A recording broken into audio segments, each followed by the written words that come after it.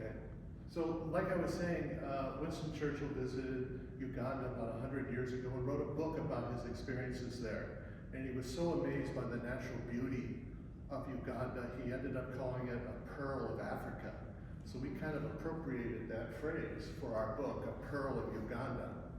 Now, the book really is a story of a miracle of God. And as a believer, I know truly that this was a miracle that transpired over many years, and I'm pleased to tell you about it. And if you want to go ahead. This unremarkable field, empty field, was the beginning of the story. That's an empty field in Uganda about 15 years ago. So that's where they started. So Ann, please go on. That field turned into this life-saving hospital over about 10 to 12 years.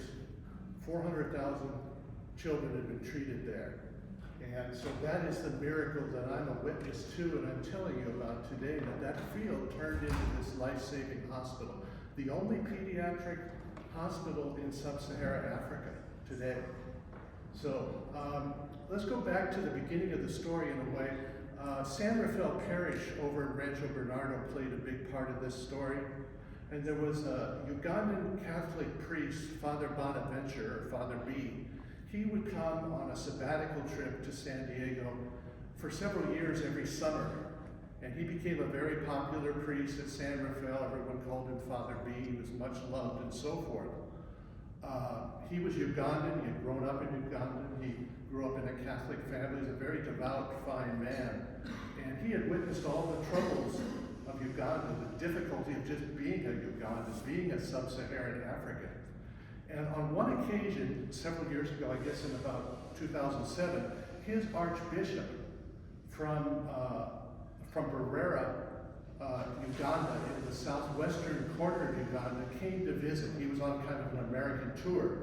And he came to San Diego, and of course, Father Bonaventure wanted to introduce him to some people that he knew in the parish in San Rafael. One of those people was a man by the name of Tom Thomas.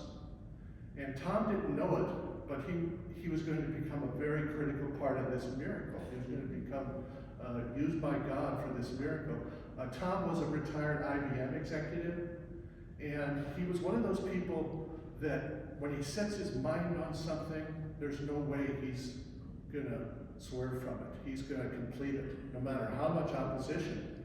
And the Archbishop was introduced to Tom, and they were chatting. And the Archbishop was telling him about life in Uganda and how Uganda had been a British possession for many years, and they were basically oppressed by the British. Following that, they went through a period of independence, but it was not a very good independence.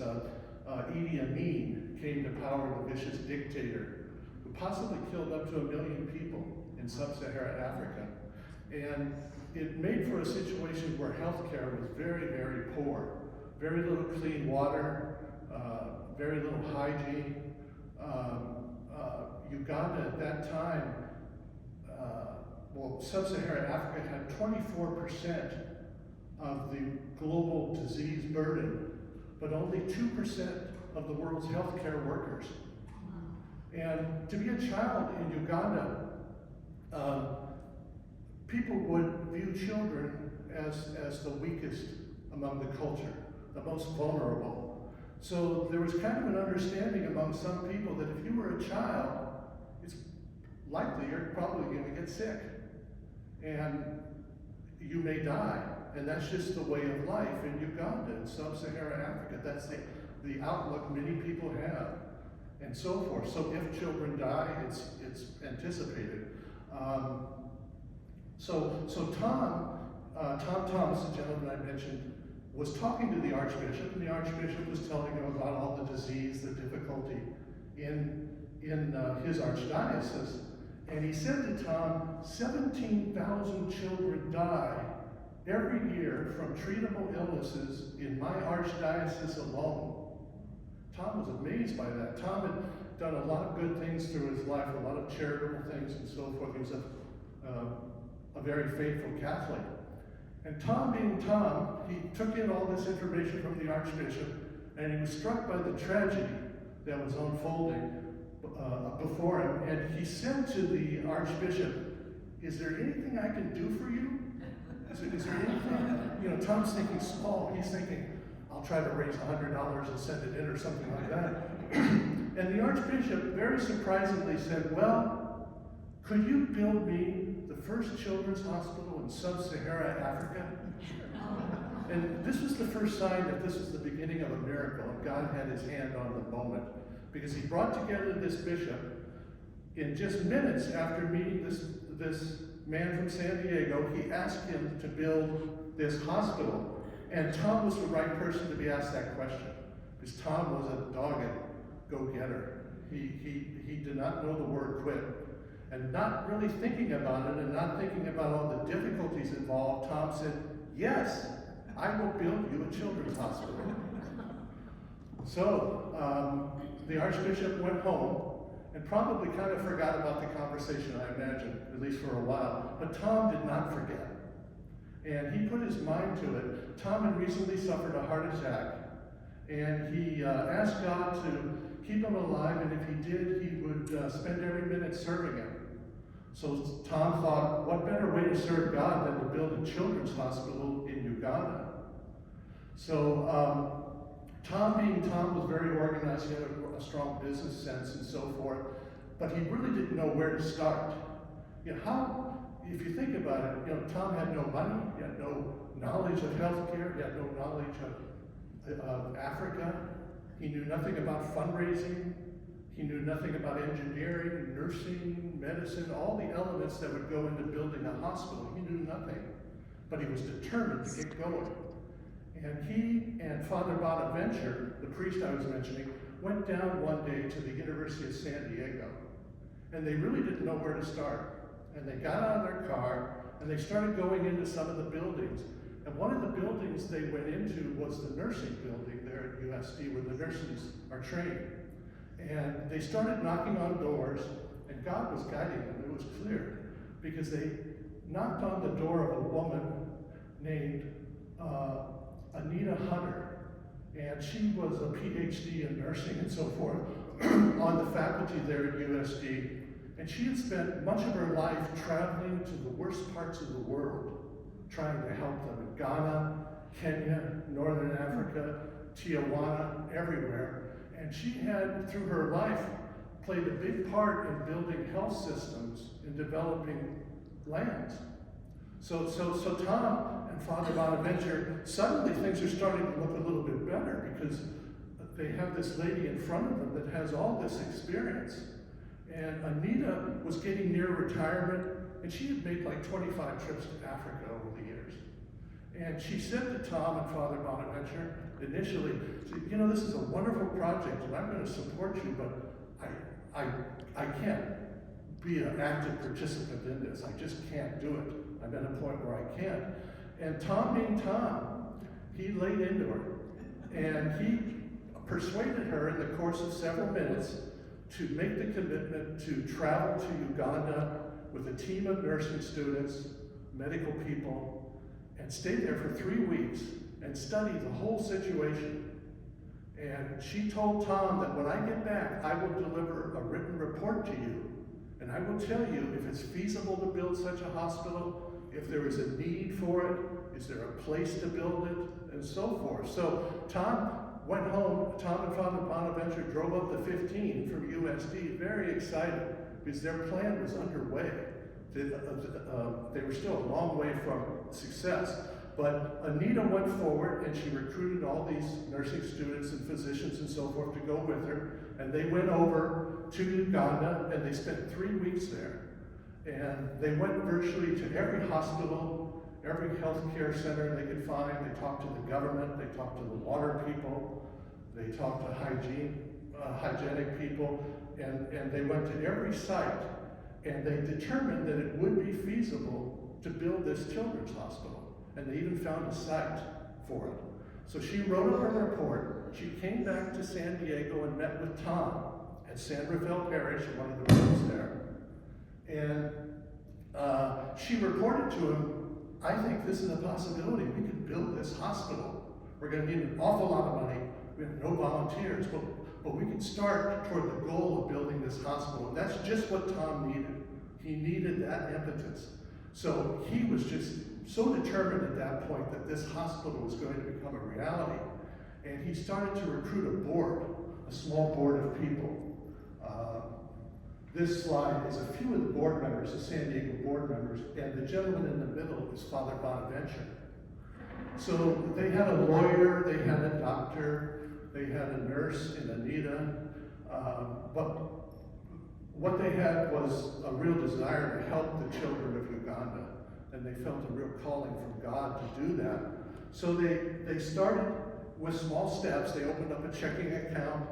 They tried to get themselves classified as a nonprofit and so forth. And the months went by, and nothing was really happening. There was no money coming in. There were no volunteers. And quite honestly, they were ready to quit. But Tom wouldn't have it. In fact, all the other gentlemen and ladies told me, Tom was the reason we kept going. We all wanted to quit. But Tom, being this dogged, determined person that won't take no for an answer, he kept at it. And then one day there was a major turning point in the story. Up to that point they had raised no money, they had no success at all. And Father Dennis Michelanas, who was the pastor at San Rafael at the time, he was on the board. And he had had a lifelong devotion to St. Therese of Lisieux. Every time he had turned to her, she came through for him. And he thought this would be another time to turn to her. So at a meeting, he told these gentlemen, and not all of them were Catholic, most of them were ladies, and said, why don't we make her the patroness of our hospital? Why don't we put it in her hands? And she can intercede with God for us.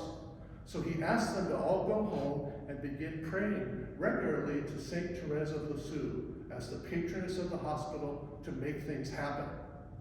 Suddenly, the next day, they receive an anonymous check for $250,000. Things start changing. People start volunteering. Doctors, lawyers, experts, people in Ireland, nurses in Ireland and in Germany and in Uganda. San Rafael Parish ramped up a big fundraising program that went on for several years, and eventually they became the single biggest fundraiser for the hospital. But everything was changing, and they were all invigorated by it and very happy, and they had all become faithful to St. Therese of Lisieux, that she was doing this for them. There she is right there, patroness of Holy Innocents Hospital. The book is dedicated to her, and there's a chapter in the book about her biography and her amazing life. You want to go ahead, Ann? So things started working, volunteers started coming forward, money started coming in, plans, they consulted an engineer and an architect to think about initial plans for a hospital. And miraculously, they opened the hospital on July 4th, 2009, which was about 2 years after Tom had knocked on Anita's door, and so forth. And with all the momentum they were gaining, they needed a name for the hospital. And they found the inspiration in the Gospel of Matthew. The reference to the Holy Innocents, who were the children that Herod intended to all murder because he wanted to also murder the newborn king of the Jews. And those children in the Bible are known as the Holy Innocents, and they're the first martyrs of the Christian Bible. So they decided, what a perfect name. We're going to call this hospital that's kind of looking like it might really happen. You know, we've got a long way to go, but we've made progress. We're going to call it Holy Innocents Children's Hospital. Go ahead, Ann. So Anita Hunter is the woman in the middle there, and then the woman on the right, my right, is a Irish nurse who was very critical to the development of the hospital. And the young lady on the other side is a USD nurse. They're just a fraction of the people that went. So in the months leading up to the opening of the hospital, they had to train people, they had to hire people. When word spread that the hospital was going to be there, a lot of Ugandans were very enthusiastic. These were poor people. These were very poor people that had no assets at all. And the notion of building this innovative new children's hospital right in their midst was a blessing from God. In fact, I doubt they could really believe it initially that it was going to happen. So over the months leading up to the opening of the hospital, lots of Americans went over, physicians, nurses, trained these people in person. Some of the Irish nurses who came, they also set up the training programs. That's Archbishop Bakenga in the middle there. It was always his dream that this hospital would be built. He didn't know how it would ever be built. And then he met Tom Thomas. He died a few years ago, right when the book was coming out. But he was very gratified. And he loved Teresa of Lisieux, he loved Jesus, and he knew that Jesus had made all this possible. So that's a picture of the University of San Diego nursing students at the grand opening. The grand opening, they had a few medical wards and some outpatient rooms. They had a pharmacy and so forth. They were just getting going. They were barely keeping up with the payroll and paying for bills. They had all types of troubles. When the initial contractor built the first buildings, he omitted hot water.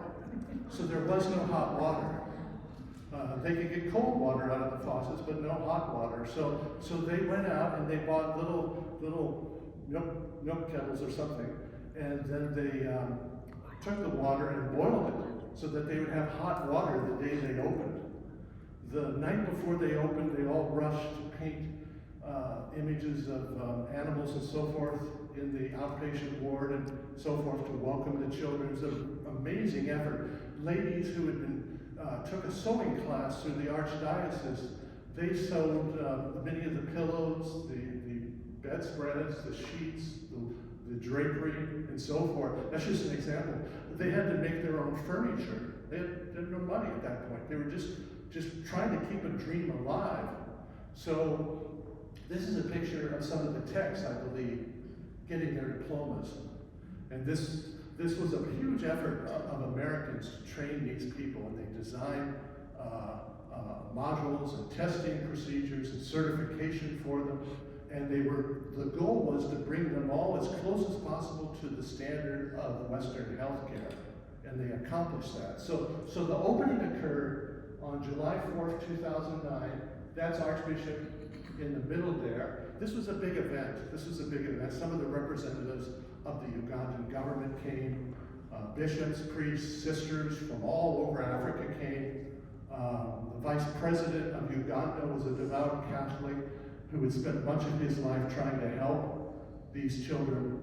They all came. It was a big event, and Father and the Archbishop on that day saw his dream come true because of these Americans who just wouldn't quit and so forth. So why don't you keep going in?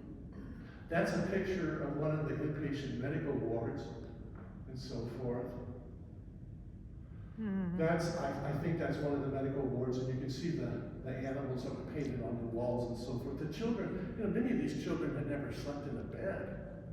They didn't know what clean conditions were. On one of the occasions, one of the nurses was there in the African country, and she went into a house, and there was a baby all by himself crying. He had been abandoned, and she swooped him up and took him to the hospital. No child was ever turned away, and he went on to prosper and to be healthy and so forth. There's Father Bonaventure blessing a child and his mother. That's a child on oxygen. One of the amazing things about the hospital was, in order to get oxygen for the patients, they had to drive the 5-hour drive on a bumpy road to Kampala, which is the capital of Uganda, to buy oxygen tanks and then bring them back and put them at the side of the patients. And this went on for 6-7 months and was costing them a lot of money. And then they came up with an idea on how to make their own oxygen and put it in canisters and so forth. And this child is on oxygen. So the president of Uganda came, and he was amazed that this little hospital in southwestern Uganda was making their own oxygen. And they were saving the lives of these children. That's a radiology service, laboratory. They tested organisms. They took samples from the kids, and then they tested those organisms against different drugs to see what were affected. They had an antibiogram. They had a full functioning pharmacy, not initially, but they did get to that eventually. That's one of the pharmacists. And on July 4th, 2010, which was 1 year after the opening of the hospital, they were so pleased. They had treated 18,000 children the first year. The first child that was treated was a little boy with a post-fracture fever and so forth. And it took a little while for the families to come, but they all came. And during that first year when they were operating, they wanted to get accreditation. That was a big step. And they wanted to do things like get a refrigerator so they could do blood transfusions and things like that. And they worked their way through many of these things through donations. And the top donors to the hospital to keep it going was the board of directors at San Rafael, all the parishioners there, and then also patient fees. They charged a very small patient fee. But if the family could not pay it, it was ignored, of course. But one of the goals as the hospital went forward was to build a surgery center, because so many kids would die needing surgery and there were no clean conditions. And Dr. Mike Levy, he's a local physician here. He's an expert in pediatric brain surgery. He's traveled all over the world. He joined the board of the San Diego board, and he went to Uganda. And he was determined, because just as he traveled about the towns, he saw how many children were dying just because there was no possibility of doing a basic operation on them. So he had the idea of building a surgery center. And they did that. They built a big building. It was compliant with ADA conditions here in the United States, American Disabilities Act. It met the standards of U.S. healthcare in terms of hygiene and so forth. One of the things they did was they installed laminar flow units to guarantee that the air was purified. And Dr. Levy, I was talking to him, excuse me, and they were planning all this, and one of the doctors there in Uganda said, well, why don't we put the post-op in a place where there's a big window and the fresh air can come right in to the kids right after post-op. And Dr. Levy said, no, we're not going to do that. We're going to have a secure post-op where there's no foreign air traveling in and so forth. So they opened the 2 surgery centers, the first pediatric surgery centers in sub-Saharan Africa, built to American standards and so forth. The first patients were 6 kids who had cancer from a refugee. They were the very first patients the first day. That's the pre-op. Go ahead. Okay, we're kind of moving along now. But so they had the second grand opening July 4th, 2010, but the hospital was still not self-sufficient. They still needed help from the Americans, the Irish, from the Ugandan government. Eventually they got to the point where the hospital became self-sufficient, and they didn't depend on US dollars any longer to operate. And some of the big developments in the second year that the hospital was open, they built the surgery center. It was up and running. They built a very sophisticated NICU. Children would come from all over sub-Saharan Africa with terrible infections that before then had never been cured, but they had this state-of-the-art NICU. And they became a referral center hospital for all of Southern Africa, for children with infectious diseases and so forth that needed to be treated in an ICU. So the hospital kept growing. It's now been open for 15 years. They've treated 400,000 kids. They saved the lives of a significant number of them. They've really impacted African healthcare. The hospital's become like a paradigm for hospitals, particularly children, in sub-Saharan Africa. The hospital keeps growing and growing. When my book came out, a very nice lady read the book, and she gave the hospital $100,000. And you know, that's a lot of money. That's a great deal of money. But the money kept coming, and the hospital's been growing. And now those are children thanking the donors. And that pretty much wraps up my talk. And so Ann's going to show us a few more slides of the hospital here.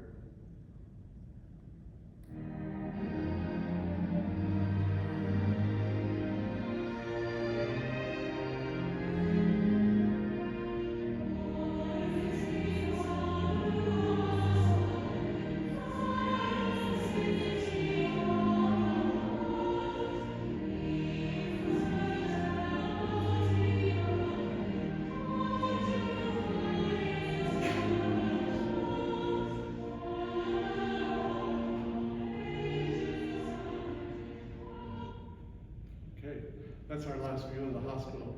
But it's an amazing story. It deepened my faith. Many of the people who were involved were not believers at the outset. They were cantankerous about the idea of a truthful God. But many of them changed their minds, and they became devoted to Teresa of Lisieux. And it's an incredible, wonderful story. So thank you for allowing me to share it with you.